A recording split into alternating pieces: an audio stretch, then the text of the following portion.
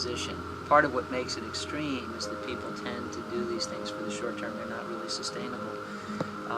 In fact, if you can practice a diet for years to decades, it's probably not going to be extreme anymore. It's something that's sustainable, and the very fact that you can live on it for years to decades would argue against it being extreme.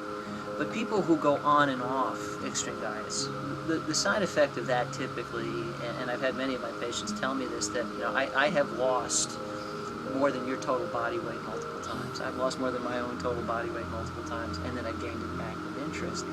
So it's this dreadful roller coaster ride where your entire life is taken over by a fixation on weight, losing it, gaining it back, losing it, gaining it back. What the extreme diets tend to do is result in rapid weight loss, but because the methods are extreme, they're not sustainable. And so eventually you fall off the wagon, and typically when that happens, you gain back the weight with interest. It's a horrible way to live. I've pointed out to my patients many times over the years that bathroom scales are not designed to measure human worth. But people who are constantly going on and off diets actually gauge their worth by what they see on the scale. It takes over their lives. So they sacrifice their life for the sake of pursuing a weight goal. It's tragic.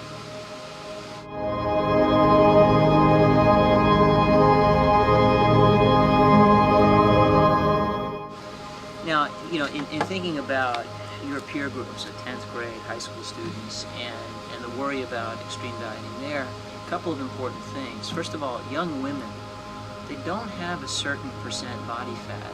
They don't make estrogen. And if young women stop making estrogen, their menstrual cycle goes away. And if your menstrual cycle goes away, you stop adding to your bone density. And the minute you stop adding to your bone density, your bones start to thin. Now, the really alarming consequence of all of this is you only have one good chance to make healthy bones. And so young women who go on extreme diets and turn their menstrual cycle on and off as a result will go through these whole periods where they're thinning their bones and never recover. And will have thinner bones than they should for their entire lives and be set up for early onset osteoporosis and the risk of fracture quite early in life. This is something we worry about when we're 80 years old. We're talking about now you have to worry about it when you're 40 years old, because your bones never got as thick as they should in the first place. And then the other thing, of course, with young people, and this is true of both guys and girls, although the risk is greater with girls epidemiologically, is eating disorders. You become so fixated on this intense relationship with food, and I can't eat, but now I must eat, and sort of the back and forth between extreme diets and then giving in and gaining weight back, that eating becomes disordered. And there are all sorts of ways that can play out. It can play out as bulimia, it can play out as anorexia, it can play out as a binge eating disorder.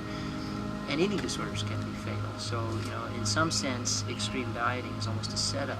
But extreme dieting is a disordered relationship with food, so it invites development or evolution into these other eating disorders, which are potentially quite dangerous, and a special concern for young people.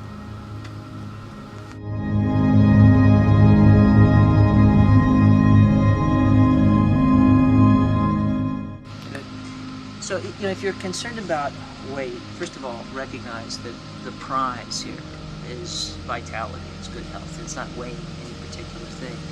So, you need to lose weight to like what you see in the mirror better, and or to be healthier, to have more energy, then that's fine. You should do that, but you want to pursue the loss of weight in combination with finding health. You don't want to trade one off against the other.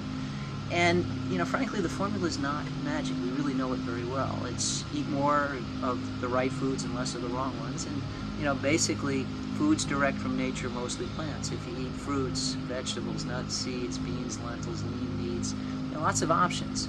But, real food, as opposed to stuff that glows in the dark. And I tell my patients, if it glows in the dark, step away from the box and nobody will get hurt. Right? We eat a lot of glow-in-the-dark food.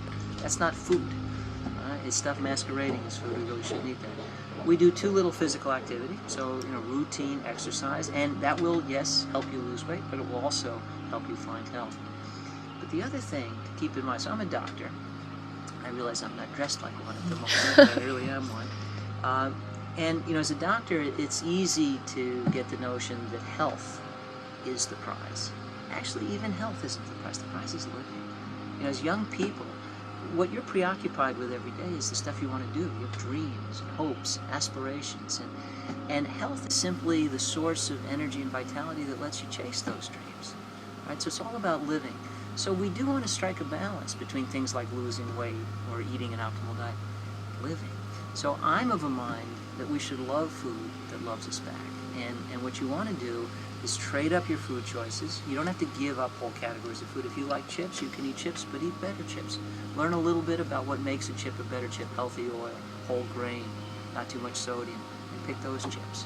Right? And similarly in every other category, from crackers to cookies to pasta sauce to salad dressing, whatever kinds of foods you like, you can trade up.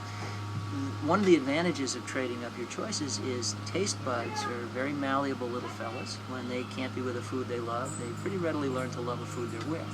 And so if you start eating better foods, you learn to like better foods. And it isn't long before you're in that place where you're not making a choice between, do I eat food that's good for me or do I eat food that tastes good? It's all the same food. I love food. My wife's a great cook. We really enjoy good food. But it's all food that's good for us, and that's loving food that loves you back. And that's my advice for all my patients. That's my advice for people who want to lose weight. Now, of course, some people have a more extreme need. Some people have medical conditions that need to be addressed. Some people have severe obesity. So there are different ways of addressing all that. But in general, focus on the long term.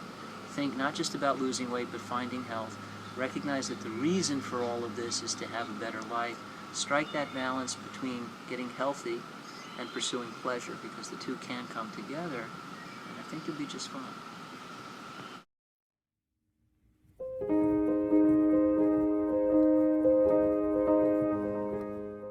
So, we're talking about variations on the theme of dieting, and I think one of the important things to note about dieting is it tends to be a go-it-alone kind of thing, right? People go on diets alone, but we live together. So I think eating well should be something we do together. I think physical activity should be something we do together. This is something that friends can support one another with. This is something that families can support one another with. And I think we ought to stop going on diets by ourselves and live it together. Live the beauty of a healthy, vital life, which involves eating well, but loving food that loves us back. Being physically active, not to exercise in a way that we find onerous, but because being active and vital feels good. I feel badly for my patients who lack the ability now, because they've let their health slip too far away to be active. They can't go for a walk. At the moment, since my leg is in a cast, I'm feeling a little sorry for myself. I love being physically active. I ride a horse. I ski. And if you weren't fit and vital, you couldn't do that stuff. This stuff is fun. So we ought to do this together. We ought to share it with one another. The era of go-it-alone dieting needs to end. We ought to pursue health together. It's something we can share. It's something we can pay forward. It's a new way of showing love. Instead of giving you cheese doodles, let's go for a